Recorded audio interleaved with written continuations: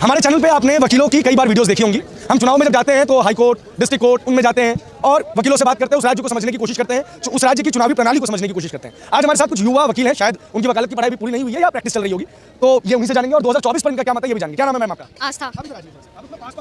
दूर ना रहे।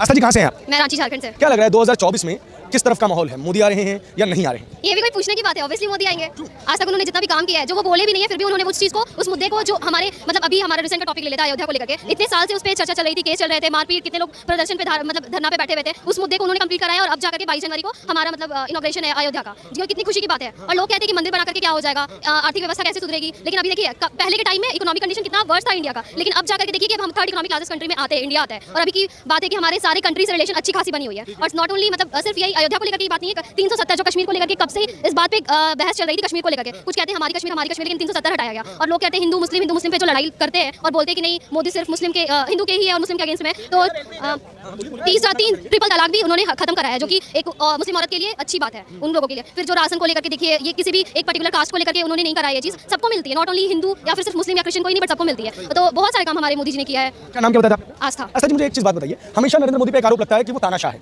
और ये इस चीज के लिए कहा जाता है कि कहते हैं कि जो न्यायपालिका है उनको उन्होंने दबाव में रखा हुआ है। जैसे राम मंदिर का फैसले के लिए कुछ लोग कहते हैं कि वो तो इसलिए आ गया क्योंकि मोदी जी ने जो है थोड़ा सा दबा दिया मामला। आपको क्या लगता है कि मोदी तानाशाह की तरह काम कर रहे हैं, न्यायपालिका पे दबाव है क्या कुछ?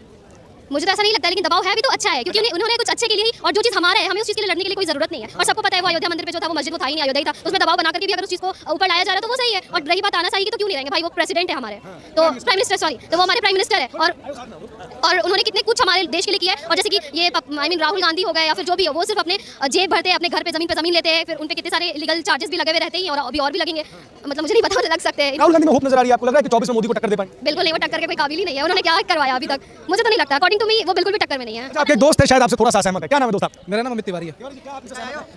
नहीं है, इसलिए तानाशाह नहीं है। इन्होंने जो कहा आज तक, तो मोदी जी ने कभी संविधान के विरुद्ध जाकर तो कोई फैसला नहीं लिया। अभी जो राम मंदिर पे इन्होंने कहा, बिल्कुल सही कहा कि जो डिसीजन राम मंदिर पे आया, तो विदाउट तो संविधान के कोई खिलाफ या संविधान के विरुद्ध जाकर तो कोई डिसीजन नहीं लिया गया। जो हमारे संविधान में लिखा गया है उसी के थ्रू तो डिसीजन आया, जो भी आया है। जो राम मंदिर का जो फैसला आया है वो कैसे आया है भाई? कोर्ट जो आया है तो संविधान के थ्रू ही तो आया है। कहाँ से तिवारी? हम तो रहने वाले यूपी के हैं, but brawn and bottom Kolkata में हुआ। ये बताइए मेरे को, क्या आप कोलकाता में रहे? आज ईडी के जो दफ्तर के लोग गए थे, खबर अगर आपने देखी हो, उनको 200 लोगों ने घेर के मार दिया भाई साहब। ये बताइए कैसी कानून व्यवस्था है कलकत्ता की? वहाँ पे कानून व्यवस्था ही नहीं है, कानून व्यवस्था बोल के कुछ है ही नहीं। मेन बात पता है क्या है? मेन बात ये है जो डायरेक्ट अटैक है, ये डायरेक्ट अटैक है। हमको रहना है कोलकाता में, फिर भी हम बोलेंगे, क्योंकि सच बोलना और झूठ बोलना दोनों हमारा ही काम है। बाकी तानाशाह की तो अब ममता बनर्जी पे ये आरोप लगाए बाकी लोग, तो ये उन पे जायज है क्योंकि वो तानाशाही करती है। तो ममता दीदी है, कहती है जनता की दीदी है।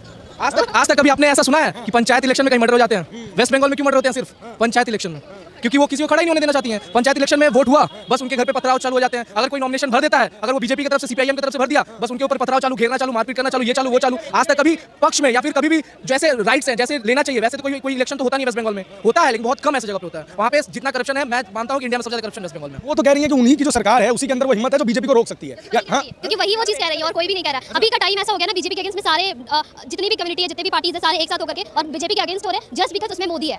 बस नहीं, वो कह रहे हैं जस्ट बिकॉज मोदी ने तो मोदी को कोई नहीं हराएगा। ईवीएम के दम पे मोदी जीत जाते। अगर ऐसा रहता तो कांग्रेस के टाइम में जब ईवीएम था तब कैसे बीजेपी जीत जा रही थी? क्यों? कांग्रेस के बोलने से नहीं होता है ना, बोलने में। यूपी में तो योगी हैं, देश में हमारे मोदी हैं। मोदी से बोलोगे योगी नहीं है, मोदी बाप तो योगी उसका दादा है। इधर आइए, ये हमारे मित्र हैं, मतलब मित्र अभी हो गए हैं। ये सबको मना कर रहे थे कि बात नहीं करना है। क्या मीडिया से क्या घबराहट है भैया? नहीं, देखिए कहना है बस इतना है ना कि देखिए हम लोग इस देश के चार्ज थम हैं सर। अगर विवाद दोनों के बीच में हो गया, डिबेट हमारे दोनों बीच में हो गया तो बहुत प्रॉब्लम आ जाती है, समझे कि नहीं? इसीलिए मैंने मना किया कि देखिए हम लोग वकील है, हमारा काम क्या होता है कि देखिए दोनों की तरफ से लड़ना है। तो ठीक है, एक तरफा बात करके अच्छी बात नहीं होती। अब मुझे एक बात बताइए, 24 का चुनाव पास में आ रहा है, क्या माहौल लग रहा है देश का? देखिए माहौल कुछ भी हो, मेरा बस इतना ही कहना है, वोट हमारा ह्यूमन राइट्स है। सबको मैं इतना बोलूंगा भाई जाके वोट दियो। ये नहीं कि दूसरे किसी और का वोट कोई और दे रहा है। देखिए हमारा राइट है, देखिए हम लोग वोट करते हैं तभी जाके कोई कुर्सी पे बैठता है, और जब वो कुर्सी पे बैठता है तो सारा हम बताएंगे नहीं बताएंगे? हाँ, नाम है हमारा करण रॉय। रॉय साहब जो है बड़ा डेमोक्रेटिक बात कर रहे हैं। क्या ऐसा लगता है कि देश में कुछ तानाशाही वगैरह ऐसी कुछ चीज़? देखिए तानाशाह, देखिए जिनके साथ बीत रहा होगा तो उनको लग रहा होगा, जिनके साथ नहीं बीत रहा तो उनको नहीं लग रहा। हमारे साथ नहीं हो रहा था, हम नहीं बोलेंगे। मैम आपका क्या नाम? रिया शर्मा। कहाँ से हैं आप? दिल्ली से हूँ सर। क्या लग रहा है 2024 का जो चुनाव है वो किस तरफ को नजर आ रहा है आपको? भाजपा की तरफ जा रहा है, कांग्रेस की? युवा वकील साहब आइए ना, आप लोग कहाँ जा रहे हैं? ऑब्वियसली सर बीजेपी की तरफ ही जाएगा। क्यों का कोई रीजन नहीं हो सकता, क्योंकि सबको पता है बीजेपी की जो सरकार है उन्होंने बहुत अच्छा डेवलपमेंट किया है। इनफैक्ट दिल्ली में कोविड के टाइम की जब हम बात करें, तब जब पूरा देश जब बिल्कुल स्टेबल ही नहीं था, उस टाइम पे मोदी जी ने बहुत अच्छा वो लिया था, एक्शन लिया था। वैक्सीन भी उन्होंने कही, फर्स्ट डोज सेकंड डोज सब लोगों ने लगवाई। और अब सबसे बड़ी चीज़ ये है कि अयोध्या का जो राम मंदिर बन रहा है 22 को जिसका इनाग्रेशन है, तो वो सबसे बेस्ट करा है, क्योंकि काफ़ी टाइम से वो चल रहा था मैटर और अब वो जाके क्लोज हुआ है। तो जितने भी लोग हैं वो सब खुश है इससे। मुझे क्या लगता है वुमेन सेफ्टी वगैरह के मामले पे इस सरकार के काम कैसे रहे? विमेन सेफ्टी पे भी अच्छा ही काम है मोदी जी का। हाँ, अब वो 181 पे कॉल करके देख लीजिए, पता चल जाएगा कि वुमेन सेफ्टी है कि नहीं है। ये पहले था, पहले नहीं था, अभी है। वुमेन सेफ्टी देखिए वो मुद्दा बहुत डिफरेंट है, क्योंकि देखिए बात क्या है ना कि उस टॉपिक पे बात करना मतलब अंदर ही चलते जाएंगे हम लोग, क्योंकि देखिए ये आपको रोके कहा है कि आपसे जो जानकारी ले सके, समझ रहे हैं? उसके लिए आपको कम से कम 1 घंटे की डिबेट लगानी पड़ जाएगी। 5 घंटा बैठी महाराज, बहुत चार्ज है हमारी बैटरी।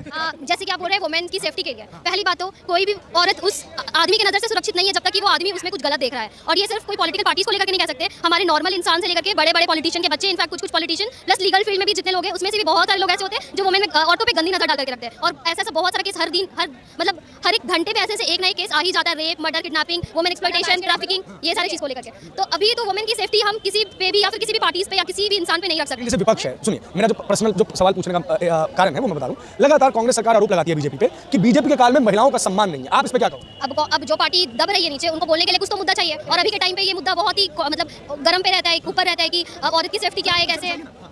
तो ये सब चीज टॉपिक ऊपर रहती है, तब उनको कुछ भी आरोप लगाने के लिए या फिर उनको नीचा करने के लिए तो उनके पास कुछ तो होना चाहिए ना मुद्दा बोलने को, तो इसलिए वो लोग बोलते होंगे। और मैं बता दूं, औरत की सेफ्टी ना किसी के पास नहीं है, औरत के पास खुद ही है उनकी सेफ्टी। जब तक एक औरत खुद से स्ट्रांग नहीं होगी ना, उसको कोई भी नहीं बचा सकता। इस दिशा में सरकार ने काम किया, कोई महिला सशक्तिकरण की जो बात करते हैं, जैसे मान लो उन्होंने बोल दिया कि महिलाओं को एक घर दे दिया, घर का मुखिया उनको बनाने के पीछे एक रीजन ये था कि घर पे मालिकाना हक उनका रहेगा, तो कोई भी व्यक्ति उन्हें घर से बाहर नहीं निकाल पाएगा। मतलब घर देने के पीछे की सोच ये थी, अगर आप देखें, मतलब घर तो था ही, घर तो पहले भी मिल रहे थे, लेकिन महिलाओं को मुखिया बनाने का पर्पस इस देश में ये था। 33% आरक्षण लेके आए तो कह रहे हैं वुमेन सशक्तिकरण होगा। आपको लग रहा है कि उस दिशा में सरकार ने सही काम किया? जी बिल्कुल लग रहा है, क्योंकि आजकल प्रॉपर्टी में भी ऐसा हो रहा है, अगर विमेंस खरीदते हैं तो उनको काफी बेनिफिट मिलते हैं। और अभी जो न्यू एक्ट्स आए हैं, जो न्यू एक्ट्स लागू करे सरकार ने, उसमें भी विमेंस के हित में बहुत सारी चीजें रखी गई है। ऑब्वियसली बहुत सारा काम किया है। ये 181 वाला टोल फ्री जो नंबर है वो पहले नहीं थे लेकिन अभी है। बहुत सारी ऐसी हमारी एनजीओज भी है, national commission for women, women and child development, ये गवर्नमेंट ही तो चला रही है ना। बहुत सारी वुमेन्स की नौकरी मिली, आरपी में आगे जाके देखिए वुमेन्स की सेफ्टी नहीं थी। अभी आप ट्रेन पे ट्रैवल करते हैं तो जो भी अकेली ट्रैवलिंग करने वाली लड़कियां हैं उनके लिए स्पेशली आरपी आती है, गाइड करती है कि अगर आपको प्रॉब्लम दे किसी नंबर पे करे। तो इस चीज़ को आस्ते आस्ते डेवलप किया जा रहा है, लेकिन अभी टाइम लगेगा। लेकिन हमें लग रहा है कि आने वाला 5 साल या 10 साल में ये डेवलपमेंट लाएगा। बात ये है ना कि देखिए हमारे देश में ना अभी भी पढ़े लिखों की मतलब बहुत कम है, हाँ संख्या कम है। तो जब जितना भी आदमी जब तक अपना सोच नहीं बदलेगा और क्या है कि डेवलपमेंट नहीं लाएगा अपने अंदर, तब तक ये देश बदलने वाला नहीं है। रह गया है कि देखिए आप आज भी देखिएगा, अभी अपने बड़े बुजुर्गों के साथ बात करते हैं तो उनका कहना है बस बल्कि जो अपने घर पे रह के पूरी जिंदगी गुजार दिया, लेकिन ऊपरी दुनिया कहानी कहते हैं। देखिए बात क्या है कि आज के टाइम में देखिए पॉपुलेशन बहुत ज़्यादा है, हमारे को ले लो, हमारी यूथ है, हम यूथों का बहुत स्ट्रगलिंग है, ठीक है। तो बात यहाँ पे ये आ जाता है ना कि जो वुमेन सेफ्टी है ना, वुमेन सेफ्टी में डेवलपमेंट लाने के लिए बहुत टाइम लगेगा, क्योंकि ये एक सोच की बात नहीं है। भाई साहब आइए, अब बहुत स्मार्ट लग रहे हैं आप। क्या नाम है आपका? आनंद शर्मा। कहाँ से? शर्मा, दिल्ली से। क्या लग रहा है 24 का चुनाव आपकी नज़र में किस तरफ जा रहा है? बीजेपी, हमारी मर्जी। वोट देना तो हमारी मर्जी है, अगर हमारे को अच्छी लग रही है बीजेपी काम कर रही है सारी चीजें, हाँ डेमोक्रेटिक कंट्री है, हम जिसको वोट देना चाहे वो देंगे। आप वोट दे रहे हो, आप बोल रहे हो अच्छी चीज़ है, इनका जरा वोट तो दिया नहीं जा रहा, ईवीएम सेट करके मोदी जी चुनाव जीते। नहीं ऐसा नहीं है, हमने पिछली बार बीजेपी को दिया था, बाकी जो नहीं दे रहा उसकी गलती है, उसके लिए न्यायालय है। जिन्होंने जो बोल रहा है कि ईवीएम जो है, जो बोल रहा है कि ईवीएम किया, लाओ उसको कोर्ट में खड़ा करो केस, पता लग जाएगा। सबूत लाओ, क्या सबूत है तुम्हारे पास कि उन्होंने ईवीएम चेंज करा? सबूत लाओ, कोर्ट के सामने खड़ा करो, हो जाएगा न्याय जिसका होगा। न्यायपालिका खुद ही दबाव में है मोदी सरकार। किसने बोला? न्यायपालिका का कहना, न्यायपालिका के ऊपर कहना मतलब हमारे जस्टिसों के ऊपर कहना, मैंने हमारे जस्टिस जो इतने साल से डिसीजन लेते हुए आए हैं, सुप्रीम कोर्ट में जो डिसीजन आया है इतने साल से आ रहे, जो किसी के भी फेवर में गया तो सही है। देखिए बात क्या है, यहाँ पे ना दो तरफा बात चलती है, ठीक है। देखिए जज भी जो होता है ना, देखिए क्या होता है कि दो तरफा दो पार्टी होती है न्यायालय में, ठीक है। दो तरफा दो तरह की बात आती है, एक फेवर में आती है, एक अगेंस्ट में आती है। जिसके फेवर में आ गई तो उसको पसंद आएगा, जिसके नहीं आएगी तो वो तो सवाल तो उठाएगा ही।